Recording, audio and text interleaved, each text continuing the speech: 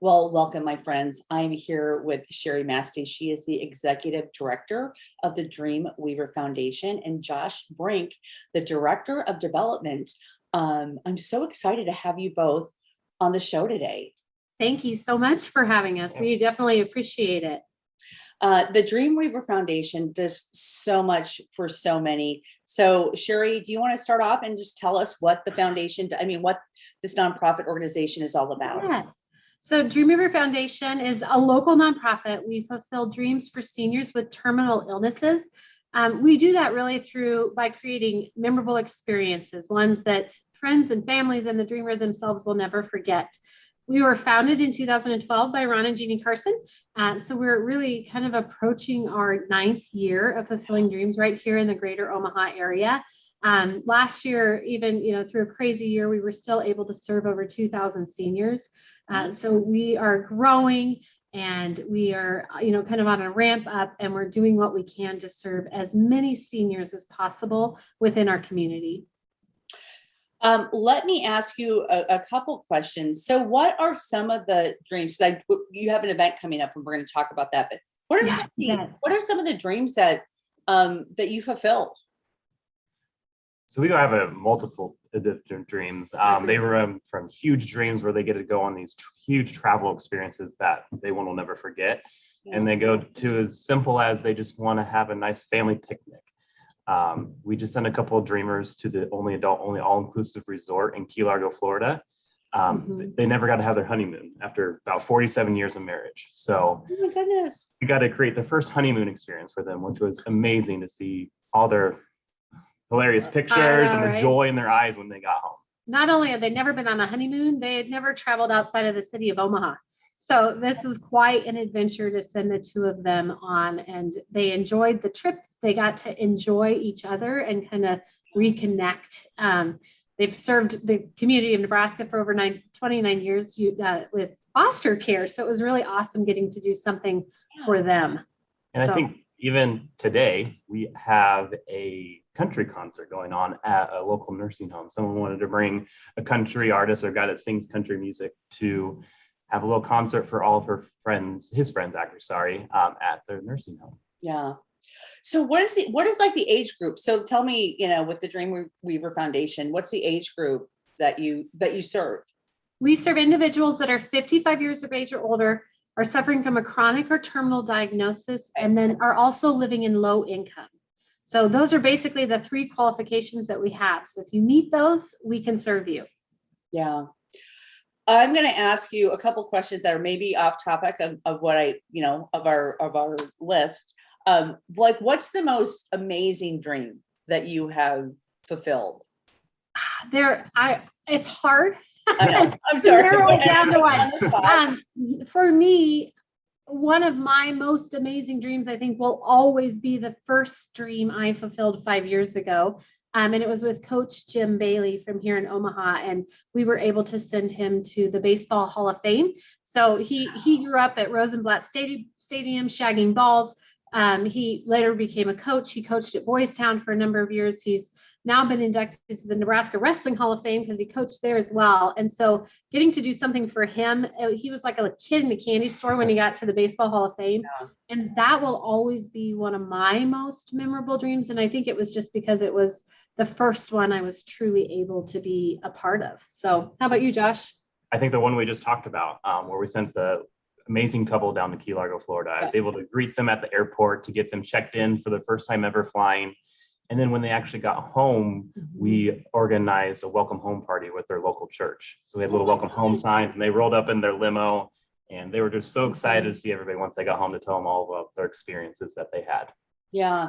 And again, you're doing these for individuals that, like you said, have a terminal illness, or there's a chronic illness or something that's going on with them or their family that, they could never do this. They could never, ever do this. So I think we focus on what we hear people tell us is that they're in a time of their life where they are labeled by their diagnosis. So they are the cancer patient, they are the renal patient, everything that they talk about with their family and friends is about their diagnosis or their disease.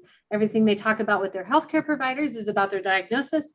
And so Dreamweaver kind of swoops in and we say, who are you as a person and what do you want to do? And the diagnosis for a very short period of time goes away. And we're able to really focus on the individual and their identity and the things that are truly important and fill their own buckets, kind of make them happy.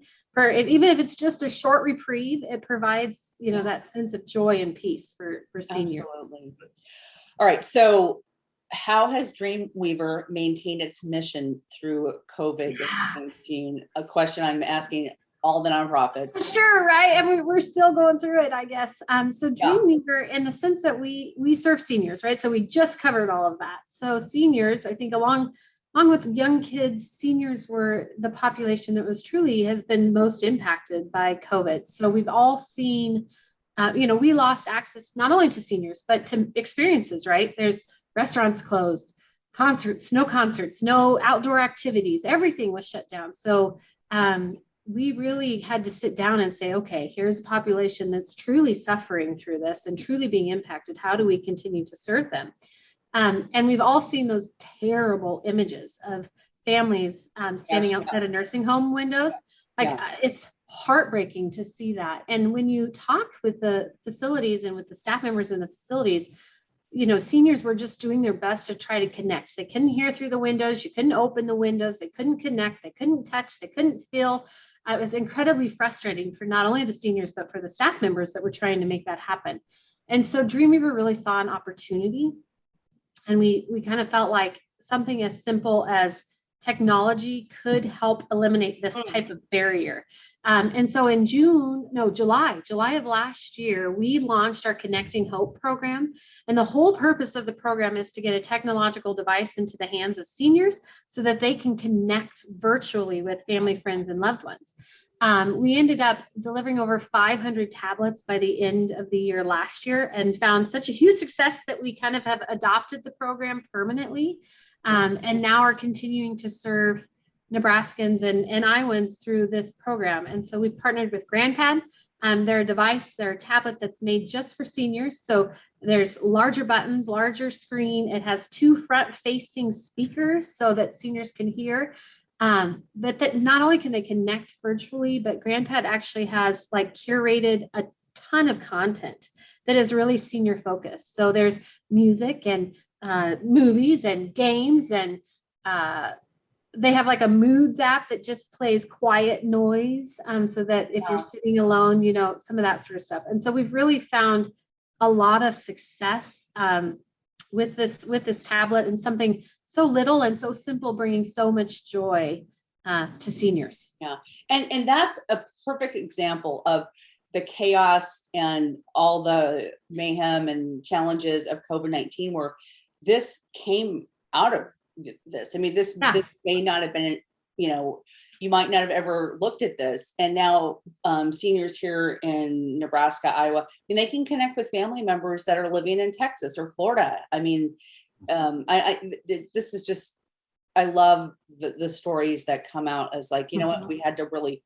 think outside the box, and this is what came from that. So yeah, absolutely. And it's really been it's been a success for us. And I think just a success for Nebraska in general, and an opportunity to remove that technology barrier with seniors and families. And so it's been kind of fun. It's fun to watch a senior get a tablet and play with it for the first time. And I test drove it on my own grandma. And she's addicted to it. So she wouldn't put it down. So it's kind of fun to watch that and just watch them engage in a new way. Absolutely. Okay. So let's talk about the big event coming up in September. Absolutely. We have our fundraising event of the year. It's called Boots and Buckets. It's our 4th year having Boots and Buckets, and we're super excited. Last year, of course, we had to have it virtually, and this year it's going to be in person. Yeah. We can't wait. So we started Boots and Buckets in 2018.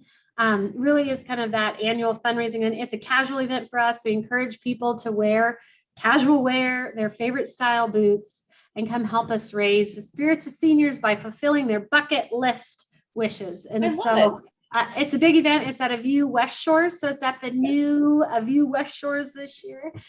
So we're expecting a large crowd. And really, like I said, the night for us is all about fun. And we have some amazing auction items up for grab, some amazing live auction items up for grab. And we're really looking forward to a really fun evening. So tell me the date again? Yeah. It's Thursday, September 16th. Okay. It'll be from 5:30 and it ends right around 8:30. Yeah. So the idea for us is that you're there, you're in, it's quick, and you're home in time to put your kids to bed. Right? so that was for work the next day. And right. And you can get up and get back to work and get going. And so, it's 5:30 A View West Shores on September 16th.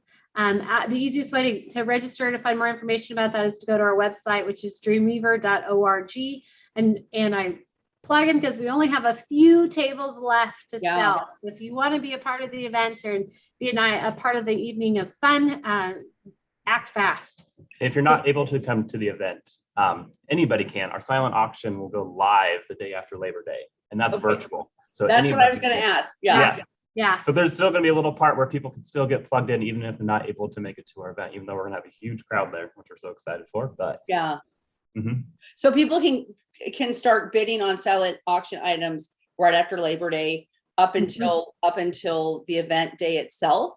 Yes. Yep. Okay. So that it'll open up on the 7th of September and it will go till 7:00 p.m. the night of September 16th. And that link, we'll be sharing that on all of our social platforms. So we're on Facebook, Twitter, Instagram, LinkedIn, YouTube. Is that it? So we'll be sharing that link on all of our platforms and it will be available on our website as well. Okay. Well, Cheri, Josh, I just want to thank you so much for joining me today. I love what your organization does. It helps so many individuals and also their families as well. So thank you. It's such a gift. We appreciate you taking the time to speak with us and helping us spread word about our mission. It's so important. We're a nonprofit, so we rely on people knowing about who we are, and we appreciate you being such an active part of spreading the word about that. Well, again, thank you both so much, and hope to see you on September 16th. So, absolutely. We'll be sharing pictures either way. All right. Okay. Take Thanks, care. Andy. Bye. Bye-bye.